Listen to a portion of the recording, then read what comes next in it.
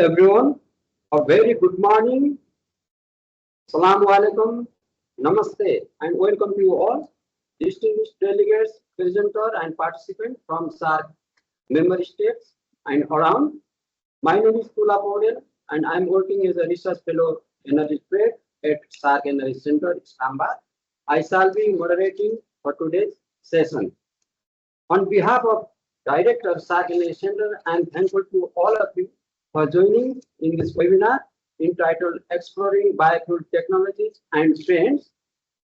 This webinar is organized by SAARC Energy Center and is being broadcasted from its center in Islamabad, and it is our first webinar out of 11 webinars of the year 2025. Ladies and gentlemen, the global energy landscape is transforming rapidly. The need for cleaner, sustainable, and affordable energy sources is no longer a choice. It is necessity. Biofuel offers solutions for energy security, climate change mitigation, and rural development.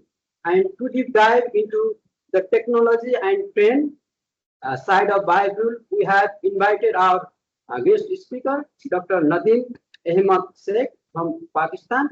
He is physically present here. I'll be introducing him with little brief before the start of presentation.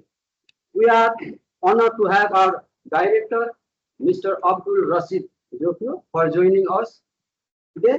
Sir, we are truly grateful for your presence and guidance. Now, I would like to request Director SAARC Energy Center to give the opening remarks. Over to you, sir. Thank you, Toleran. Dear participants, the speaker of the webinar, good morning and assalamu alaikum to everyone. I'm Abdul Rashid Jokio. I'm working as a director of SAARC Energy Center. SAARC Energy Center has taken various interventions to promote cross-border energy trade, foster renewable energy development, promote rural electrification, enhance energy efficiency, build capacity of energy professions of the South Asian region. Dear participants, this webinar on exploring biofuels technologies and trends is the first webinar amongst the planned webinars of the current financial year. As we all know, energy security, climate change mitigation are two of the most pressing challenges faced by South Asia today. Biofuels derived from organic sources such as crops, waste, algae offer a promising pathway towards cleaner, more sustainable energy systems. By diversifying our energy mix and reducing dependency on imported fossil fuels, biofuels have the potential not only to lower greenhouse gas emissions, but also create opportunities for rural employment and stimulate economic growth.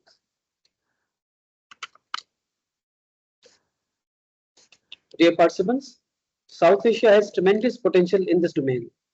Technologies such as anaerobic digestion, fermentation, trans-esterification are increasingly being adopted to convert organic resources into efficient biofuels. These technologies contribute significantly towards improved waste management, reduce carbon footprint, and enhance energy security across the region. Dear participants, to discuss on today's topic, we are privileged to have very prominent expert of biofuels, Dr. Nadeem Ahmed Sheikh, joining us today in this webinar. His wealth of knowledge, years of experience, and research work in the energy sector is highly regarded. I am delightful to acknowledge the great cooperation and support extended by him.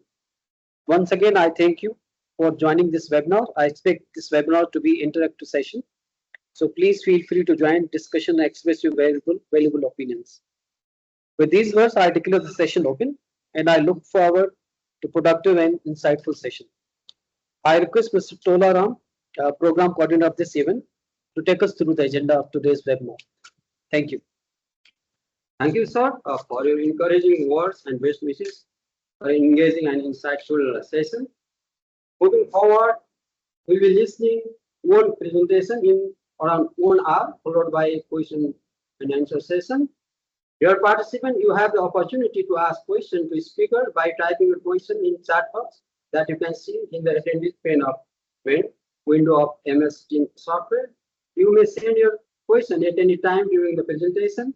I'll be asking questions on your behalf. So with this, I'd like to introduce the speaker of the day. And we have Dr. Nadeem Ahmed Sheikh. He is the director of the Institute of Professional Development, IPD, and professor of mechanical engineering at the International Islamic University, IIU. He previously served as Dean of the Faculty of Engineering and Technology from 2020 to 2024 and has authored over 100 high-impact journal articles with a combined impact factor exceeding 250. His research focused on low-cost, eco-friendly energy technologies, waste-to-energy solutions, and advanced thermal fluid systems using AI, IoT, and intelligent modeling approaches. He is also a founding member of National Committee on Net Zero Energy Transition. Additionally, he co-founded and mentored several startups in clean energy and circular economy solutions. The list goes on, and he has numerous achievements and recognition, and he has carried out various assignments. So we have received this 14-page long CV. That's very good. So with this, over to you, Dr. Nadeem.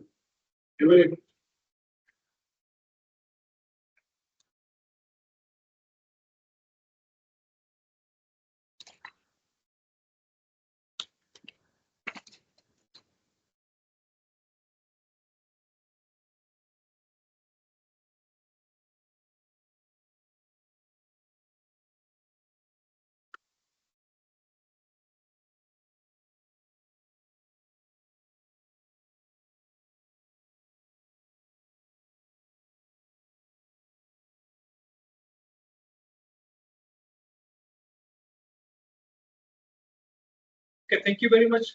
Thank you, Director SAARC Center. Thank you for inviting me. And it's a great honor for me to be here at the SAARC Energy Center to present some of my research works and ideas about exploring biofuel technologies and trends. Moving forward, I have been very well introduced by Ajula, so I would skip this part of the presentation. I am currently serving as the Director of the Institute of Professional Development at Rajasthan, and my profile can be. This is the outline of the presentation. We will talk about what are the biofuels, some of the statistics, the trends in the biofuels in terms of its generation, and then we will discuss some of the common pathways through which successful biofuels have been generated and produced in different parts of the world, as well as in the SAARC region. And then we'll talk about the next generation biofuels with its applications. And definitely with every opportunity, there are challenges, and we'll talk about the challenges and particularly focusing on how fats and oils in the network of biodiesel, for example. And then towards that, we will talk about the life cycle assessment and how real impact these biofuels are putting in our daily life. Before moving forward, these are some of the partners we are working with. Specifically, I would mention about the Be Clean Private Limited, which is one of the largest waste collecting company in Islamabad. And we are also working with some of new startups with Plaster Fuel, as well as Park Railways, which are using one of the biggest consumer of the diesel fuel itself. So these are some of the companies we are working with, and we have successfully implemented some of the fuels we have developed in our labs and in our setups. These are some of the success stories. On the left, we have the modular biofuel plant, which is installed in Pakistan, and the other projects which have won the Health Prize as well in 2023. It was waste to 3D printing materials, which is one of the very interesting part as well. And other some of the smart technology, they have been awarded nationally as well as internationally. So let's move towards the topic today, which is the biofuels, and let's quickly introduce what is a biofuel. So any fuel which is derived from the organic materials, well, we have most all of the fuels are basically from the organic materials, but they are recently produced biomasses or ancient biomasses. We know that the ancient biomasses have gone through rigorous change, and they have gone and produced petroleum products, what we see today, whether it is gasoline or diesel. These biomaterials we are talking about as a biofuel, they are recently developed or very recently developed biomasses. For example, crops and other items which are produced recently, they are directly converted into fuel, which are much like the petroleum-based fuels. There is a misnomer which people normally use. Biofuels are only referring to those fuels which are commonly replaceable to the petroleum-based fuels. But we will see that in the next slide that there are other types of biofuels which are recently and abundantly available, which can be varying from as fiber, as wood, as grass, and the other crop residues. So these are also the type of bioenergy which is available, and it is being used for many, many years. So here is a slide which will tell you that there are at least 3 different types of biofuels which we commonly use in our households, starting with the solid, and it is something which has been used for many centuries now, which includes wood for the firing, wood chips, recently wood pellets as well as charcoal.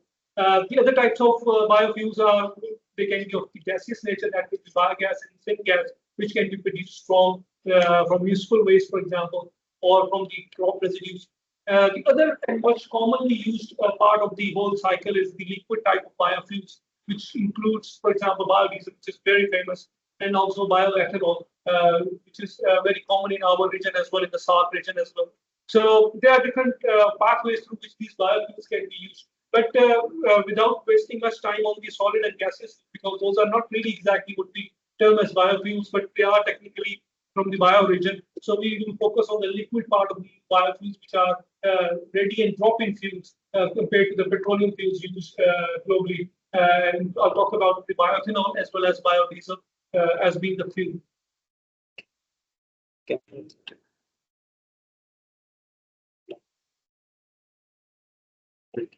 So here is some of the global statistics for the 2024, and we can see that the USA is the global leader in producing the biofuels, followed with Brazil, Indonesia, and in the top 5 we have India, which is part of the South region, and it is from the bioethanol through which they produce lots of biofuels, and which is now competitive in the global market in terms of its quality as well as its rates. And let's be honest here that most of these biofuels are produced from the crops, which are most of them they are edible. For example, crop which is corn as well as with sugarcane, they are the biggest source of the bioethanol, which is leading the nation of India in terms of producing those fuels. Brazil, for example, is another example where the crop of the maize crop is used for the production of ethanol, and it's been a success story throughout. Indonesia, it depends on the palm being the source of the fuel which is used for production of biodiesel itself. So, recent statistics, and you can see that the SAARC region is also coming out along with the rest part of the world, and it is producing now some part of the biofuel network. So here is a global canvas that we can see that different nations in the world, they have produced or put up targets for them. And one of the biggest nations of South Asia is India, which has put a current mandate of ethanol blending in of 5%, which is voluntary, but they would like to extend that to 20% for the ethanol and biodiesel. That's a huge target, but definitely they have shown that they have achieved their previous targets. So hopefully they will be on the path of achieving that biofuel target of biodiesel blending and biofuel blending in the gasoline and diesel side. So here we come with the ways of producing biofuels, and it's a slide which shows you that how different feedstocks can be used to produce these 2 very famous types of biodiesel. One is ethanol, the other is biodiesel. They follow very different pathways, but their feedstocks can be very similar, starting from the first generation feedstock, which is more like sugar and palm and sunflower and canola oils, to second generations, which are jafrota, castor beans, different types of grasses and woods and crop residues, followed with the third generation, which is a very famous and a new area for research as well, using the algae as a source for producing those kind of fuels. But they follow different types of pathways. For example, the ethanol production pathway depends on the enzyme hydrolysis, with the fermentation, distillation, and then blending it with the gas, which is the gasoline. Currently, there can be a blend of 5%, 10%, or 15%, depending on the the national targets they're setting up. On the other hand, the biodiesel pathways, they are extracting some of the fatty oils from those sources and then passing it through the process of what we call as trans-esterification, depending on the free fatty acids available within the oil, and then leading to purification where we remove the glycerine from the fuel, and it becomes a biodiesel. It can be used itself as an independent fuel as well as can be blended with the normal conventional fossil fuel diesel and different B5, B10, or B20 blends. These are different pathways and different sources through which the biofuels can be produced in terms of its successful pathways of ethanol and biodiesel. So here is some of the details which was not really mentioned in the previous slide, and I would like to go towards that. Ethanol is basically produced from the fermentation of sugar or starch, and it is something which is relying on those crops which are more edible, and they are more in terms of usage for the human beings as well as for the animals. So this is where it is a bit contentious, because these ethanols which are produced from those part of the food chain which are used for human being, for the cattle we grow. So these are, for example, wheat, barley, and sugar beet. Those are the sources which are popular for producing those first generation biofuels. For example, India has taken lead, and they have used this first generation source of fuel for the production of the ethanol. Again, it goes through a fermentation process, much like the sugar production process, but it ends up with the ethanol, which is very, very commonly and very favorite fuel for different applications. The other, which is more followed in the Americans, this is the second generation source of non-edible biomass, which can be used to produce ethanol and biodiesel both. The ethanol production is slightly different from the first path, but the biodiesel production is basically relying on the non-edible oils like Jafrota itself, and it can be used to produce that diesel, like I mentioned earlier. The third generation, which is commonly coming up very recently, and it is a very getting a very famous part of producing and more sustainable part of producing the biofuels. It relies on the algae but it requires a certain habitat where the algae can be grown. It is a certain type of algae which can be used. Not all types of algae are useful, but it consumes lots of water, and which is one of the biggest challenges of producing these kind of biofuels, that they use and consume lots of water while producing this third generation biodiesel or bioethanol. So here, for example, it's a broad spectrum of all those kinds of biofuels we are talking about and how they are used to produce and lead up to the production of whether it is ethanol or it is biodiesel. So, for example, let's start with the sugar or the starch crop. Like I mentioned previously, what are the different types of sources which are available for those crops? They go through a process of milling, hydrolysis, then production of the sugar, and followed by the fermentation, which is a longer process, which takes a couple of days maybe, and then refining and eventually getting the bioethanol. Then we have other types of biomasses which we call as lignose, cellulose, which can be passed through a slightly faster process, which is called a PAST. Pyrolysis is the path where we go through a process where we have lack of oxygen, and that leads to the bio-oil production.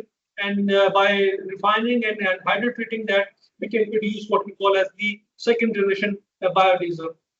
Similarly, another pathway for such biomass is the gasification, which leads to the production of syngas, and that can be refined and it can be synthesized to produce a second generation biodiesel again.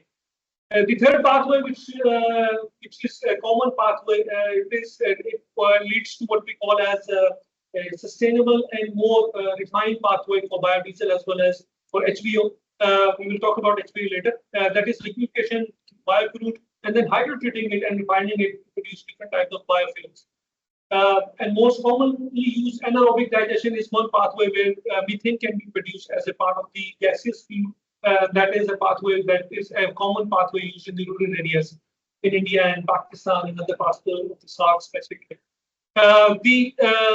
And then the last part for the lignocellulose biomass is the hydrolysis process, which again leads to the production of the sugar, which has to go through a fermentation, and it can lead to the production of first generation as well as second generation bioethanol, depending on the source of the biomass. And the last pathway is the oil plants, where the processing of the oil seeds can be towards the production of the vegetable oil, which can be different types of fats and oils that can be produced. And depending on their the free fatty acid values, it either goes to the acidic process to produce biodiesel, or it can be hydrotreated and refined to produce biodiesel. So these are the common pathways which are established and they are used commonly. But it can be a way that some of those pathways are very successful, and some of them they are not really successful because of their economics and upscaling capabilities. So I'll talk about those pathways which we are seeing and commonly used as the most successful pathways. For example, in India, the most successful pathway of producing the ethanol is in front of you, where different types of, specifically the first type of first generation feedstock is used to produce the sugar-based process for the feedstock, going through the hydrolysis and then fermentation and then leading to distillation and production of the ethanol. We can use a second generation as well as third generation biomass as well to go through a similar process. And it is just the availabilities of those feedstock which is important. Currently, the first generation feedstocks, they are cheaper, and lots of people they are growing them on their farmlands. So that's why it is readily available. But definitely, as the strain gets to a point there that it is hurting the human life cycle and the food chain, then definitely the other pathways of second and third generation feedstock will become more viable for the production of these bioethanols. The other common pathway, which is established globally as well as locally as well in Pakistan as well, there is a factory in Sheikh which is producing biodiesel.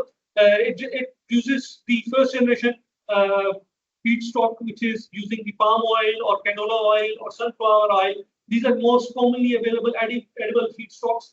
These oils can be extracted, but there can be other non-edible oils which I have talked about, and as well as the feedstock from the algae can be used to produce the fatty oils, which can be passed through a trans-esterification process, leading to purification and washing with the water to remove its pH, and eventually getting the diesel, which can be used independently as well as blended with the fossil fuel diesel. So these are two very commonly used pathways for production of biodiesel as well as bioethanol. The third, which is a very interesting and promising pathway, and not really much established in SAARC countries, but in North America and in South America, it's been commonly used, and it is called a drop-in fuel, which means that it is a renewable or sustainable diesel which does not require any further treatment or any further blending, and it is as good as using the diesel which is used strictly from the fossil.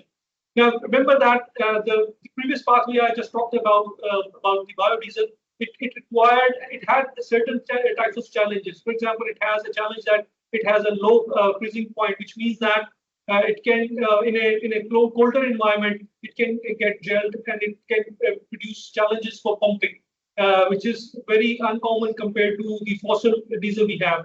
So this renewable diesel, which we call as a drop-in fuel, which means that there is no change, there is no alteration that is required while using this type of diesel, which is again extracted from the same feedstock we are talking about earlier. So it can be first generation, second generation, or third generation. So like I've mentioned, that it can be soy, it can be rapeseed, it can be sunflower oil, it can be algae, or it can be waste cooking oil that can be used for the production of these oils.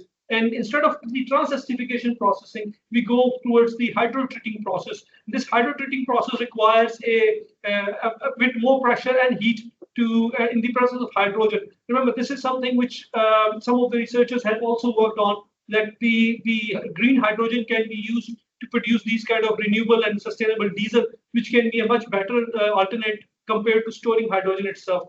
So green hydrogen can be worked with the feedstock, and that can be passed through a reactor which can hydrotreat that, and in the presence of water, the separation can take place and water can be separated, and the rest of the fuel can be passed through a distillation column where diesel, naphtha, LPG, and even the flue gas can be extracted. But this is a very common and a normal process and it is very similar to the fossil fuel distillation process, where we have a distillation column in the refineries, and different types of fuel can be extracted at different temperatures and rise at different heights.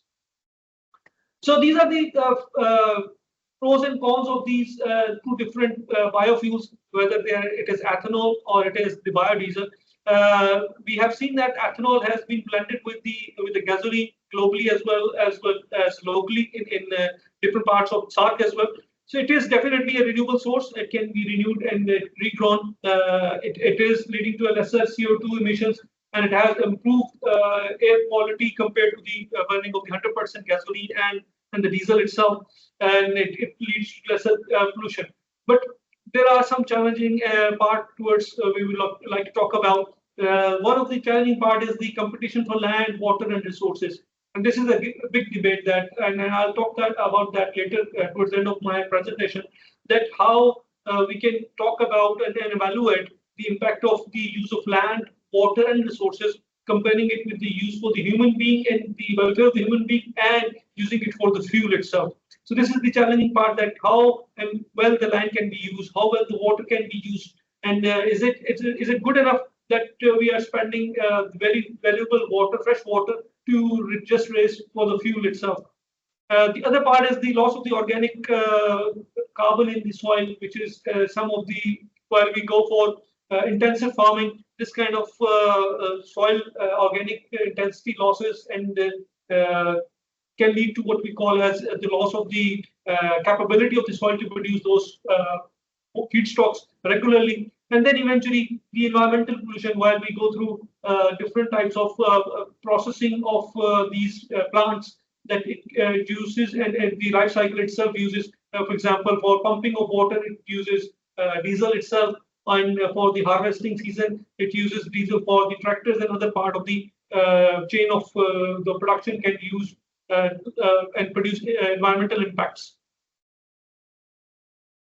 Just to summarize this two important perspective, biodiesel and bioethanol, they are two important fuels that they are used heavily in the industry.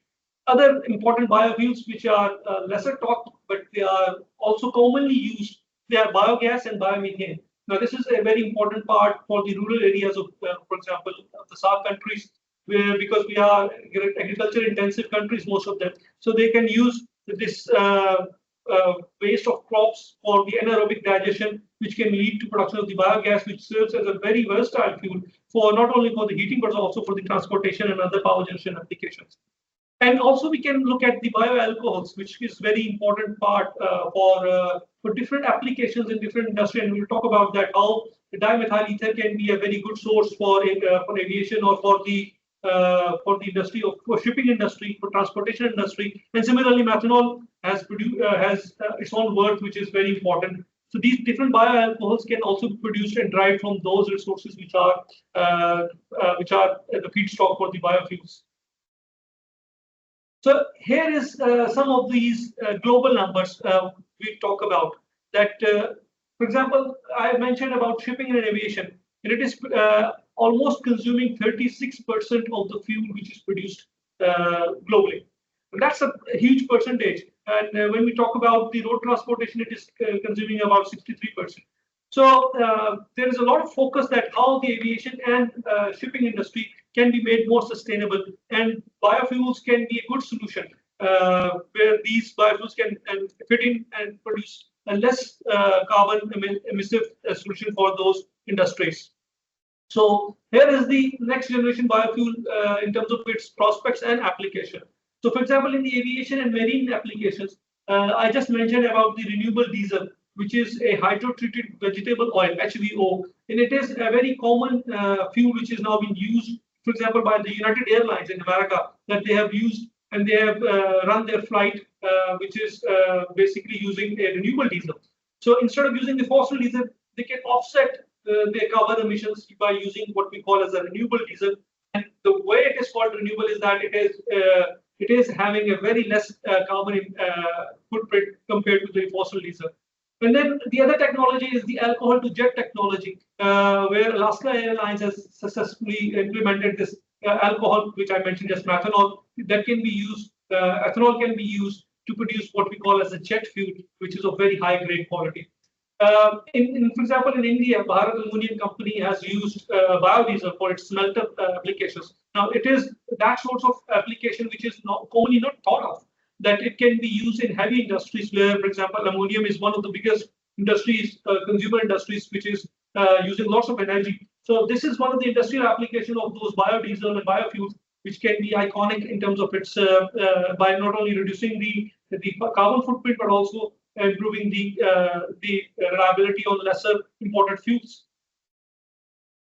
So, but with all those benefits, there are definitely some challenges, and then some of the challenges is about for example, the feedstock itself, like I mentioned earlier, that about 70% of the feedstock is originating from the first generation sources like palm oil, for example, or corn or maize. Those are those feedstocks which are used for human consumption, for animal and cattle consumption. They are used for the production of the biodiesel. And when these come in competition with the human resources and human usage, it becomes a very contentious process that how it can be used. So definitely the focus has to shift towards the non-edible oils for those promising areas of algae and applications of the second and third generation feedstocks that needs to replace the first generation feedstocks. That requires a lot of innovation as well as thinking process and research that how algae can be produced at a mass scale, which can be replacing the first generation biodiesel feedstock. The other part, which is about the storage of these biodiesel, and this is something which can be sometimes challenging because of the nature of the fuel itself. It can have certain impacts. For example, like I mentioned earlier, that it can be gelled at a temperature which is a lesser temperature. For example, in the northern region where the temperature gets down and lower, it can gel out and it requires a reheat before it can be used for application. These are some of the challenges which are in the biofuel adaptation, and we have to look forward to address those concerns, specifically about the sustainability and adequacy of those feedstocks. So, like I mentioned, that for example, in aviation, if we have a temperature which is of minus 50 degrees outside while the aircraft is flying, so the key driver for those applications is that the fuel needs to remain consistent and it should not gel. So when we say that it should not gel, so biodiesel has to have those properties where it can be converted into a more sustainable fuel in terms of its application as well as its technological advancement. So here something we have to work on, that how this can be integrated in the existing infrastructure, how it can be as a drop-in or a replaceable fuel, and not only that it is replaceable, but also it is also in terms of its life cycle assessment, a more sustainable adoption. So I have brought here some of my research, which is using waste or a used cooking oil, which is commonly available in households, in different restaurants, or in the industries which are producing the cooking oils. So some portion of it, or some while in the transportation of the palm oil, some of the oil can get wasted and it is not useful for producing what we call as the cooking oil for the domestic or for the industrial application. So that waste cooking oil can be a good source for a biofuel, specifically biodiesel, while it is used in different locations. So there is definitely an opportunity. For example, in the SAARC countries, country like Pakistan and Bangladesh, we have slaughterhouses which are spread across the whole nation. And these slaughterhouses, for example, the chicken slaughterhouses, they are available at each colony, at each street corner. And it produces what we call as a waste fat that can be a good source for the biodiesel itself, because it contains that fat that can be used to produce that. It's a good feedstock which is available. So it is distributed, but the bigger challenge is that this distributed feedstock has to be used locally rather than it is collected in a network of different transportation, and it is again producing that carbon footprint which is we want to avoid. So what we have worked on, and it is very interesting part that this biofuel can be produced locally at a much lower scales, which can be domestic or commercial scale. And instead of transporting the feedstock it can be used to produce biodiesel locally and consumed locally. For example, a restaurant which is producing which is producing a waste cooking oil, it can convert that easily itself into biodiesel, and it can use to produce for example, it can be used for horticultural applications. It can be used for generation of power when the electricity is out. So it is a good source. So here I've taken 4 different feedstocks, and it is in front of you. One is the used cooking oil, which is being laid down by the high-end restaurant, and then the other is the used cooking oil, which is from a very low-grade or 2-star restaurant. And then we have compared it with the palm oil, which is the virgin oil, which is imported from Malaysia. And then eventually looking at the chicken feather oil, which is the chicken fat oil, which is produced locally at every corner of the cities and metropolitans. So one key ingredient which I would like to talk about, and it is the part which is impacting the performance of the biodiesel, it is the acid value. So for example, if you look at the acid values of different oil, so anything which is beyond 3.5 it's not a useful thing for production of the cooking oil, or it can be used for the human consumption. So we can see that the average values of those acid values in these feedstock, they are above 4. In one, it is 3.5 because it was lesser used in the high-end restaurant. But when we go towards the chicken feather oil, it is 4.2, and it is 5 when it is obtained from a local restaurant. And it has a free fatty acid value of 2.5. So this is a dark brown color, very dark color oil, which cannot be used for human consumption. So this is the feedstock which can be ideal for the production of the biodiesel, so instead of using a virgin oil which is yellowish or red in its color. So this is the pathway which I talked about. We use the trans-acidification, but we also looked at how we can use it with the pyrolysis and the microemulsification process. But we have seen that it is cost effective in terms of usage, whether we are using a low free fatty acid or a high free fatty acid. For the high free fatty acid, we, instead of using the trans-acidification, first we may need to look at the acidification process and then passing it to the trans-acidification before it can be separated in the biodiesel and glycerine.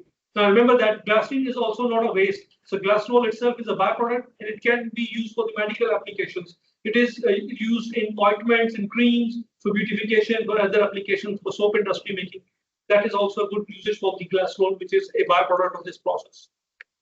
So here is the process outline that we use with a batch reactor, where we pump this waste cooking oil and blend it with the methanol.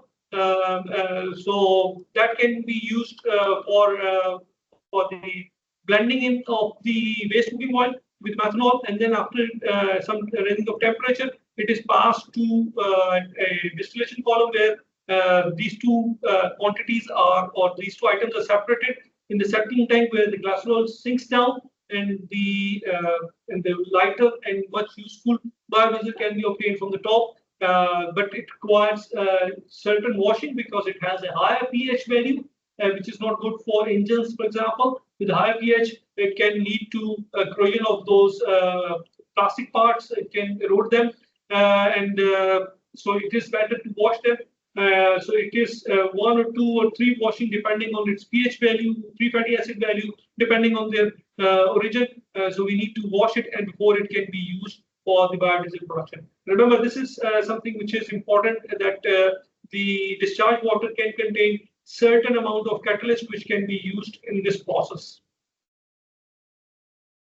So here is the outline of the whole process which I just explained. So like I mentioned, that the catalyst, it can be used for the trans-acidification process, and it is the KOH, for example, here, which is used for the trans-acidification process, which is potassium hydroxide, and it can be, the traces of it can remain in the distilled water, which we use to wash the ester when it is removing the biodiesel. So that can be an important part of this impact of the life cycle of the biodiesel production itself. The other part which is important and to understand that it does not require very high temperature or pressure. So instead, we just need to heat it to 100 degrees centigrade, so the excess water can be removed from the biodiesel. So remember that if water is available in biodiesel, it can lead to what we call as the crystallization and gelling. And that is something which is important, that if water is available present within the biodiesel, if you take it to the northern regions of Pakistan, for example, where the temperature plummets down in the winter season, so it can crystallize and it not be consistent and it would not be easy to pump. So before using it, one needs to heat it. So this is not an ideal situation for application of the fuel. So the better that the excess water is removed and the traces are not available within the fuel itself. But some of the traces may remain at the end of the day, and it can cause what we call as the gelling at a lower temperature. So passing through this whole process, what we learned in this research was that it is important that we calculate how much of the impact is coming out in terms of its life cycle assessment. So what we use is called an LCA tool to evaluate that of how much of the emissions of carbon footprint or water footprint this production cycle of biodiesel is taking.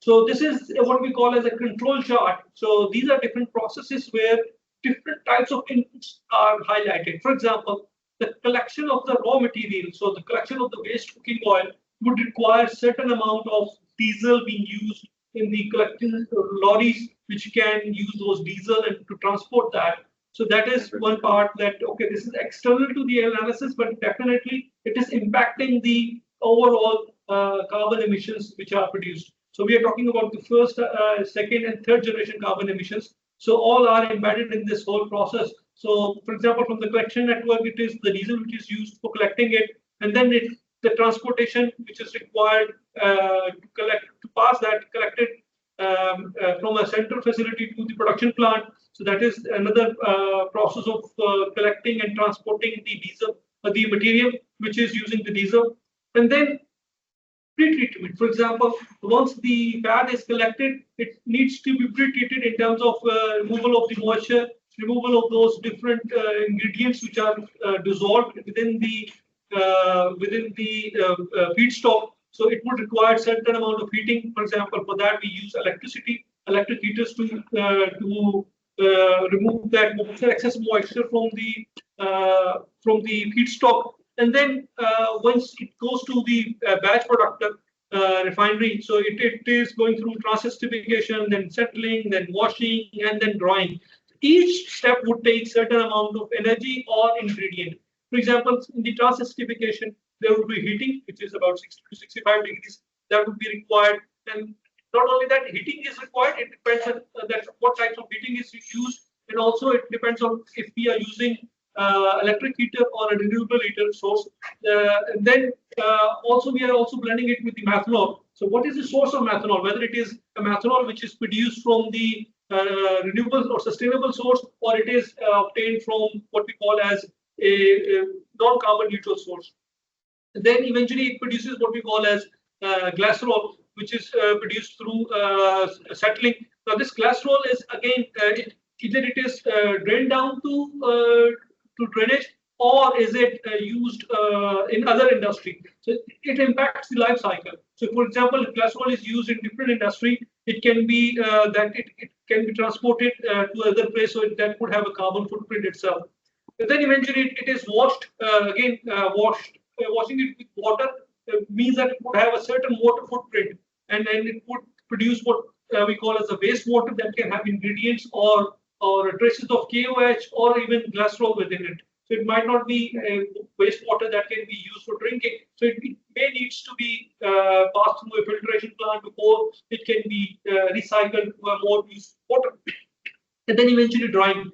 And again, it would require a certain amount of heating and the boiling of certain amount of wastewater, which may contain some traces of ethanol inside it. So this control chart would indicate that how different processes and different sources, they have their own carbon footprints and impacting the whole life cycle. And eventually, when we use this biodiesel, it would undergo some combustion and it will produce eventually some emissions. it is not that it is zero emission fuel. It would produce emission, but we need to evaluate that this biodiesel, in terms of going through this whole process and mapping it, that how it compares with the fossil diesel itself.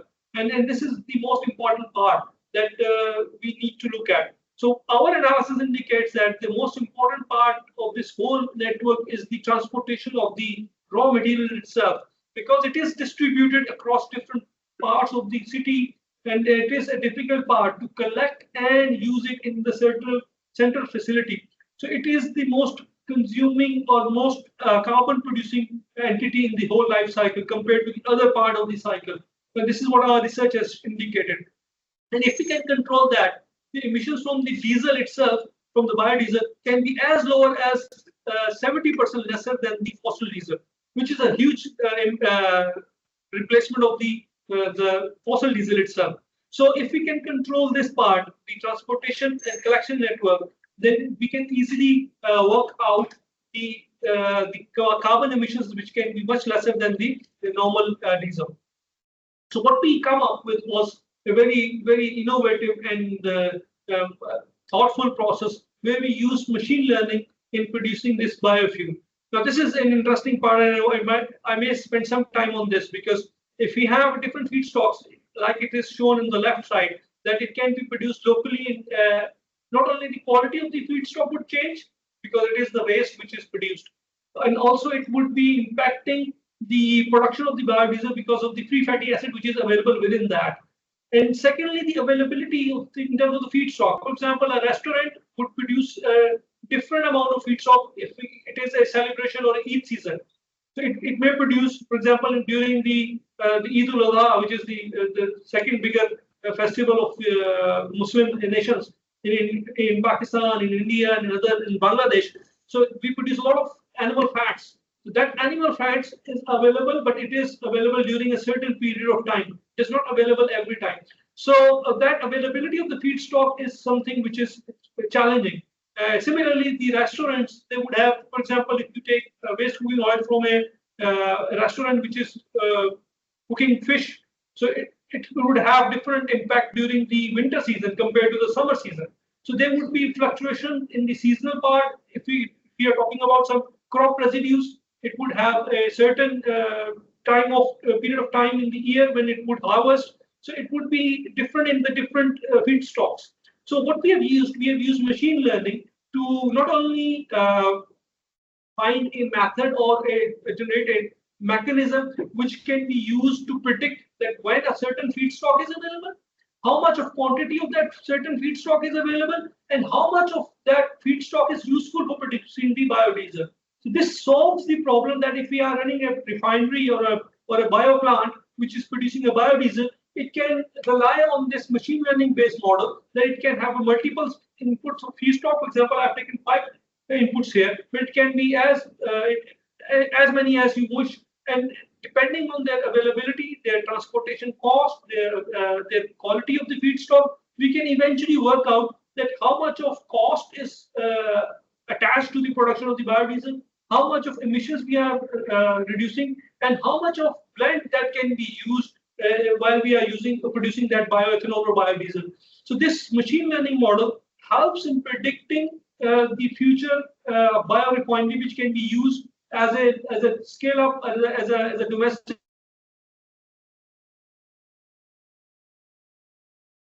In a roadside network or in a domestic network, it can be easily used and to predict that okay, this will be the life cycle of the plant, this will be the cost of the production of the fuel, and this much of fuel can be produced, and that can help in planning and designing the whole business model to make it more sustainable and useful for the domestic applications. So what we have done, we have trained it we have collected 100 different data sets for those applications, and what we have tried, we have trained that machine learning model, and you can see that the linear fit with the target and the output can indicate you that the machine learning model has produced good results. So that we have predicted that how much of quantity of a certain feedstock is available, what quality of feedstock is available, and how is it impacting the total cost or the production of this biodiesel. it is predicted very efficiently using this model, and it is quite convincing. So with this, we can safely indicate that not only we have solved a certain problem where the scalability of the technology itself is useful, but also we can show that this fuel is not only viable, but also it is offsetting the carbon emission in a more sustainable manner. So this is one of the best models, what we think is for application of biofuels and its production in countries like in the SAARC region, where lots of feedstock is available locally, whether it is in the village, in the rural centers, or whether it is in the urban metropolitan areas where different types of feedstocks are available. So they can be used sustainably and more efficiently. So let's move towards the end of this presentation as we move towards the comparison and summary. So what we have seen that the biodiesel, bioethanol, and biomethane, SAF, and HEFA, these are different types of biofuels which are not only impacting the carbon industry in terms of its offsetting the and replacing the fossil fuels, but also they are offering different types of benefits. They have different feedstocks. The good news is that we don't have to rely on the first generation feedstock. There can be a feedstock which can be second generation or waste feedstock that can be used for production of these types of oils. And they have a promise of offering as much as 100% or 120% reduction of the GHG compared to what we call as the fossil fuels. They go through different types of processes, which helps. The technologies are also available, and we can use those technologies which suit us much better. And eventually, there are pathways which can be which are challenging. For example, for the replacement of the aviation fuel, for the aviation application, we may need what we call as hydrogen, which is not an easy source to produce, but definitely there are ways of producing sustainable and greener hydrogen, and it can be used for the production of the HEFA through hydrotreating process. So there are potentials because there are distributed waste which are available and they can be used for the production of the energy. There can be challenges in terms of the reliability of the supply chain itself, because the supply chain can disrupt, it can have seasonal variations, it can have different challenges in terms of its evaluation and availability. But there is an opportunity that we can use the latest models and AI tools to predict and forecast these challenges and make our refinery and production design in such a manner that we can have a more efficient feedstocks available throughout the year. And eventually, there is a threat, which is something we need to look at and verify through the life cycle analysis, that how we are impacting the carbon data, whether it is that the embodied carbon, is it being offset or not. Now, this is something which is important, that sometimes the waste can have a carbon which can degrade over a period of much longer time. But if we convert that into fuel, it may release that similar amount of carbon much quickly and much fast. That can be something which we need to work out while going through the life cycle analysis. And like I said, there is not one solution that can be a silver bullet, and then we say that, okay, let's rely on biodiesel itself or a certain amount of feedstock itself. There can be a diverse approach, and the best approach is that if we integrate those diverse approach into what we call as a thermal grid, so that it is more sustainable, where different types of feedstocks can be integrated, where different blends of fuels can be applicable, and we use and develop different technologies which can be used to produce different types of blends of these fuels. So if you rely on certain bioethanol only, it would be not be sustainable, because it would be relying on certain feedstock which can have certain impact. But if we diversify our resources, we use different feedstocks, whether it is first generation, second generation, or third generation, or a waste feedstock, that is more wise approach in terms of using and produce different types of fuels, not only one bioethanol, but we can look for bio-naphtha, we can look for bio-LPG, we can look for biomethane, we can look for renewable and sustainable jet fuel and diesel that can be helpful in the application. So this takes us to the end of this webinar, and let's conclude with if there are any questions for me to answer. Thank you very much.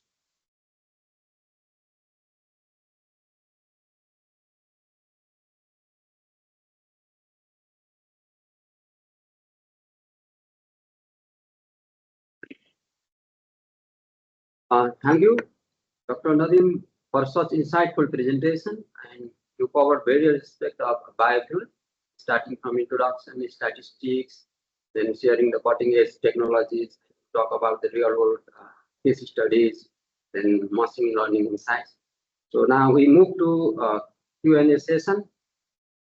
So I have few questions in chat box from our participant. Thank you very much, participant, for sending us the question. So first, I want to pick a question from Ahmed and Nadeem, and this is that he's talking about some cost effectiveness. So he says, can a regional feedstock sharing mechanism be developed among SAARC nations to ensure sustainable and cost-effective biofuel production? Certainly, yeah, that's the best approach. That the certain, like I mentioned, that we have to have a distributed feedstock availability approach for our biofuel production. So certain feedstock can be available at certain locations, which can be used elsewhere to produce the fuel which is used for the for transportation for other applications.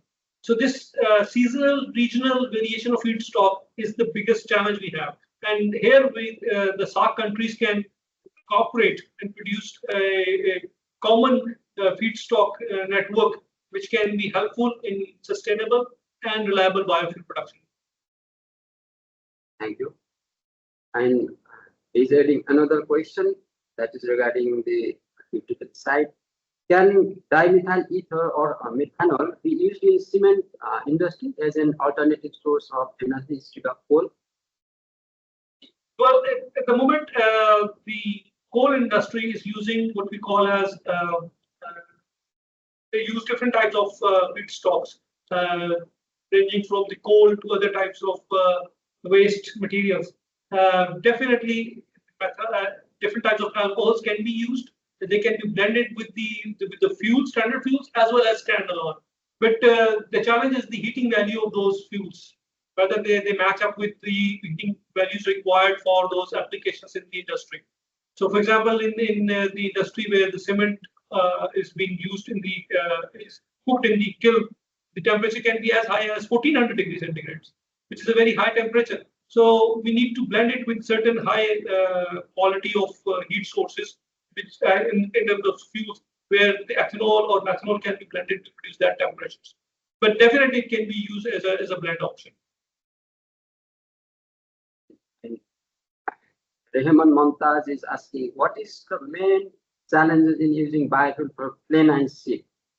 Well, I mentioned that in my presentation as well. For example, converting that into a jet fuel would require that the stability of the fuel itself is important. It should not be gelling at a temperature which is at minus 50 degrees. If, for example, if you're flying to North America and you feel that the fuel is not getting enough fuel, it would go nowhere. So it has to be consistent. So that's the challenge we have in biofuels. And that is the kind, I think that is the issue related to story, but there may be requirement of modification of engine. What we call as a drop-in fuel, when we say that it is a drop-in fuel, that there would be no modification in the jet or in the engine. So that is something which biofuels can offer, that it is a drop-in fuel, but the challenge is of its storage. It can be corrosive, it can gel at a temperature which is not required or not useful for that application. But nevertheless, there are technologies coming which are trying to produce what we call as an HVO, which is stable at minus 57 degrees. That is a good temperature where the aviation can be effective.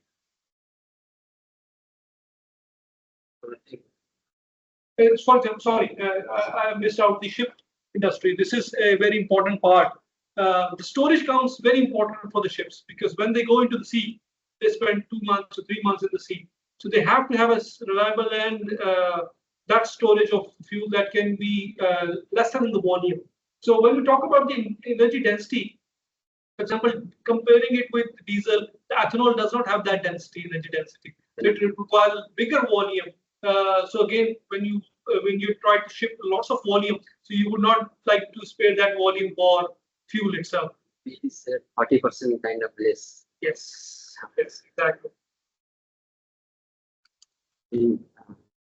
Another question from Dr. Ahmed. very good question. I think it's biofuel is showing emerging trend in gas turbine and aircraft engine. How about experimental test rig development in SAARC Energy Center? Oh, that would be tremendous. That would be tremendous initiative because what we have found that we don't have that technical knowledge or resources where we can share ideas and application in the jet industry. Jet engine is very commonly used for example, the gas turbines they mentioned about the power generation. That's very high temperature application. That is at a temperature of like more than 1,000 degrees centigrade. So if we can have a unified or a combined research unit where those experimental test rigs are available somewhere in the SAARC, we can definitely use those fuels for testing and evaluating that how the performance would be varying. I think he's asking about experimental test rig development to SAARC Energy Center. So I want to add this. Dear Ahmed, in the coming year program, maybe if we this propose and formulate in our program study, so we can collaborate with some research organization. But recently we are not starting such kind of experimental test. So thank you. And Adil is asking, despite having abundant feedstocks, favorable climatic condition, and existing natural gas infrastructure that could easily accommodate biogas without the need for new distribution system, why do SAARC countries lag behind nations like Sweden, Denmark, and Germany in biogas production, while still prioritizing other biofuels that require entirely new infrastructure? Well, a very interesting part because when he mentions about Sweden and Denmark, they have used the waste in a very good form and in a very sustainable way. It is unfortunate that we haven't shared resources or knowledge across the boundaries. And it is a good platform, the SAARC Energy Center, where we can share lots of our knowledge and our ideas across this network so that we can produce a more regional approach, having a more sustainable energy grid, which is available. And that's what I mentioned towards the end, that we need to have a thermal grid which is sustainable and across the region. It can't be in a particular place.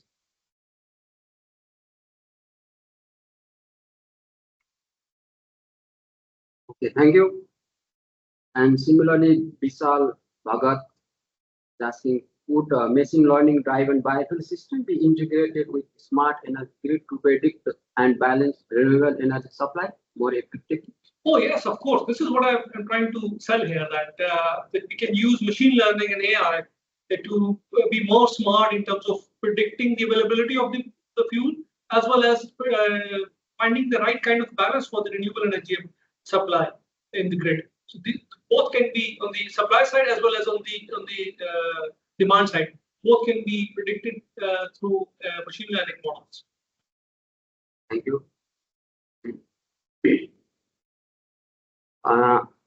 Madam Kiran Gautam is asking, how do you see the future of biofuel as EVs and hydrogen are penetrating in the market in terms of sustainability? Yeah, EV is a big challenge, to be honest. The way China is producing EV, they're taking the market of transportation. But it would take certain time and cost before we shift towards EVs. Maybe two-wheelers and three-wheelers, they are good in terms of application, but in four-wheeler market or maybe in the railways and in the goods transportation, we still may be relying on diesel, for example. So that can be a good source of using. And also in the agriculture sector, lots of biofuel is used for pumping water. Lots of diesel is used while we are harvesting and cultivating crops. So I think still those applications would remain viable for the biofuel industry itself. Another question from Sahaj Fikar, and what challenges are faced in SAARC member states like Pakistan, India, Sri Lanka? Possible remedies. Maybe challenges deeply covered, just you can elaborate more. Yeah, I'll be more focused towards biodiesel and bioethanol. For example, India has shown that they have produced bioethanol and they are moving towards what we call as their fuel sustainability. But countries like Pakistan and Sri Lanka, they lag behind. And that's what I'm trying to pitch here is that we can overcome our challenges through mutual integration, finding the right kind of feedstocks which are available within the SAARC region, and they can be integrated towards producing more sustainable fuels. For example, if India is producing bioethanol, we can focus on the other types of biofuels which can be using the similar kind of feedstocks which are not used by India or by other regions. So that type of feedstocks can be exported across the region to produce more sustainable energy. And Dr. Ahmed was saying that referring the previous question, just giving us information. I can help in development of test rig. Okay, sure, Dr. Ahmed Hussain. So it's a pleasure to know that you have that knowledge and experience, and maybe in future we can collaborate. Thank you very much. This is also you know him. Yeah, Dr. Ahmed is the Dean of Engineering at one of the famous universities in Karachi. Thank you. Maybe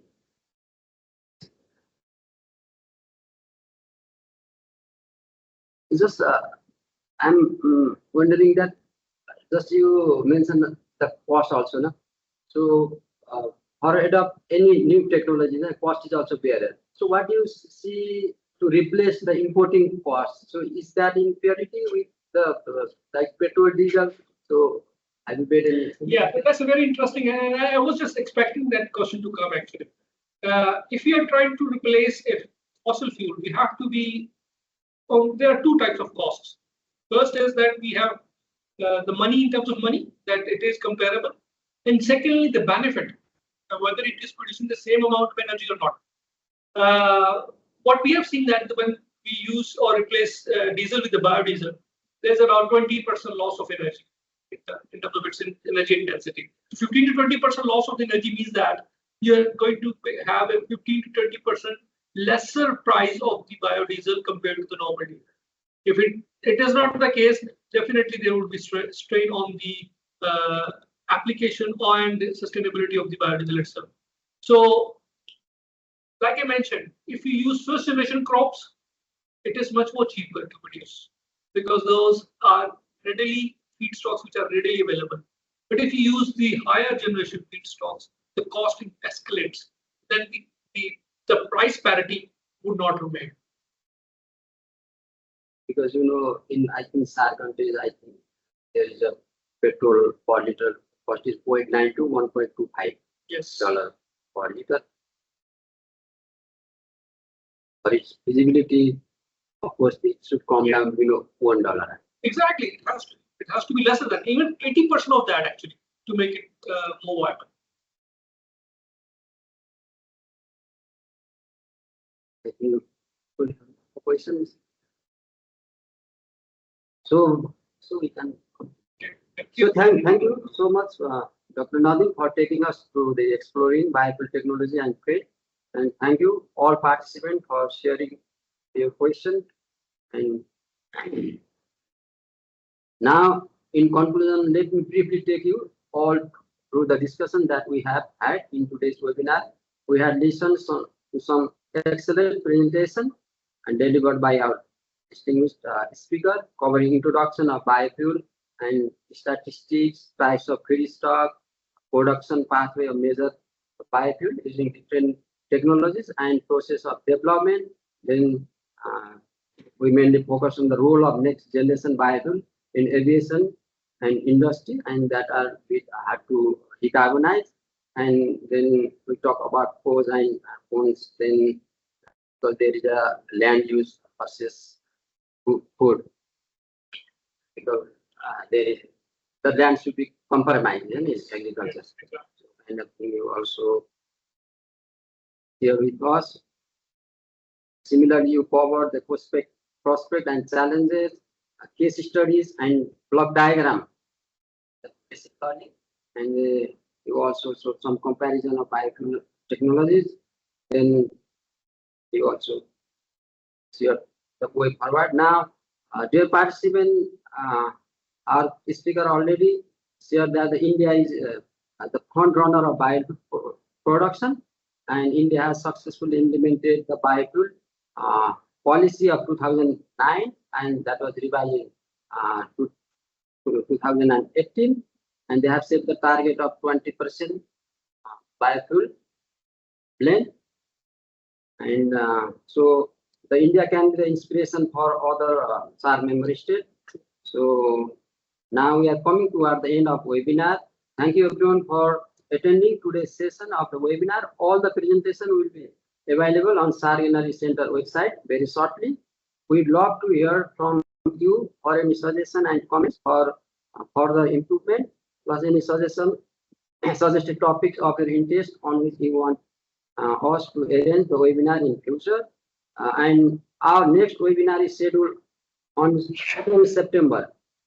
So please take a note. Our next webinar is scheduled on 2nd September 2025 on hydrogen as energy carrier, key issues and learning from pilot project in SAARC region. So, Dr. Nadeem, you want to say some? Thank you very much once again, and it was a real pleasure to be here with SAARC. Thank you for the hospitality, and I look forward to further webinars and collaboration across the region. Thank you very much. Okay, thank you. So, with me signing up, thank you again for joining us today, and looking forward to see you next time. Bye-bye.